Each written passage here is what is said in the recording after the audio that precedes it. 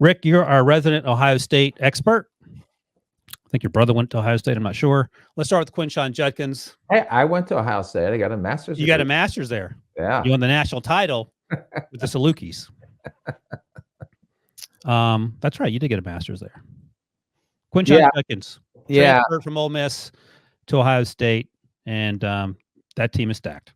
Yeah. Yeah. I thought this guy has size. I thought he has good speed, but I didn't think it was elite. I thought he had very good inline vision. I think he can stop and start and to find the open lanes. I think he moves forward on contact. I wouldn't say he's overpowering, but he knows how to wiggle and get extra yards after. The one thing that I really liked is I thought he had really good hands out of the backfield, can catch the ball, can get it upfield after the catch.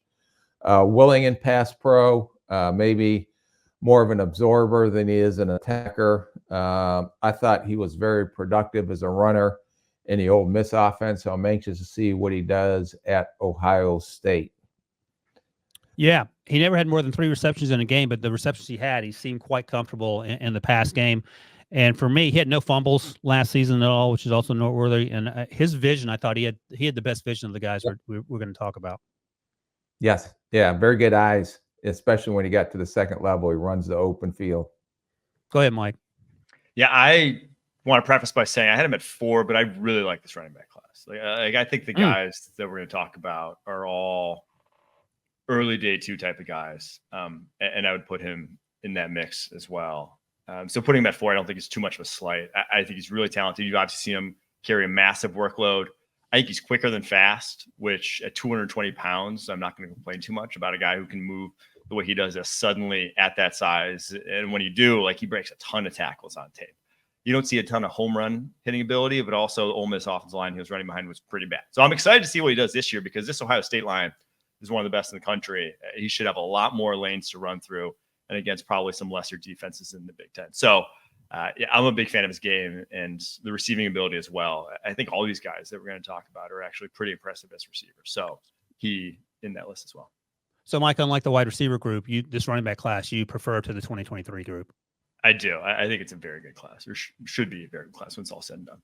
All right. I forgot to do it at the start, so I'll do it after we get through Quinshon here. I'll get you to compare this class to last year's group that we talked about. All right, Rick, comp me up, draft range me up for Quinshon. Yeah. Well, no one likes this player, but I really like this player because I think he's a complete back. Who doesn't like him? No one likes my comp.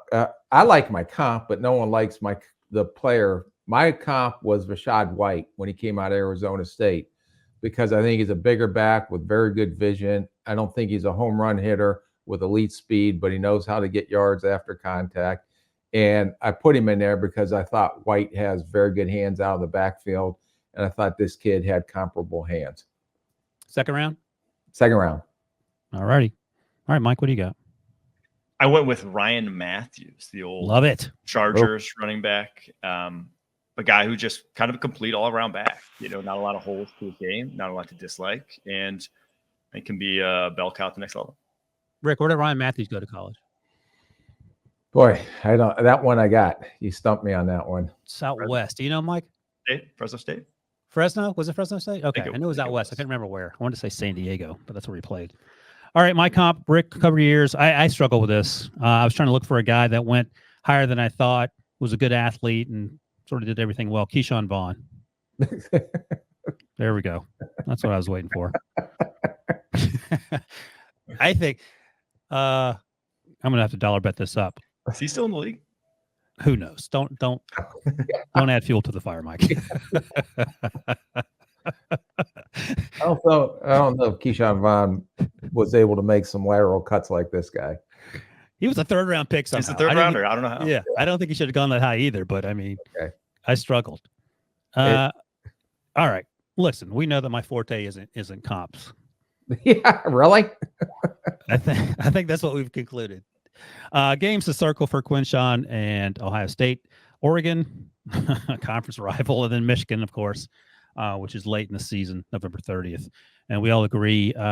Second round, right, Mike? You're second round in Quinshon, even though he's a number 4 on your list? Yeah. Okay.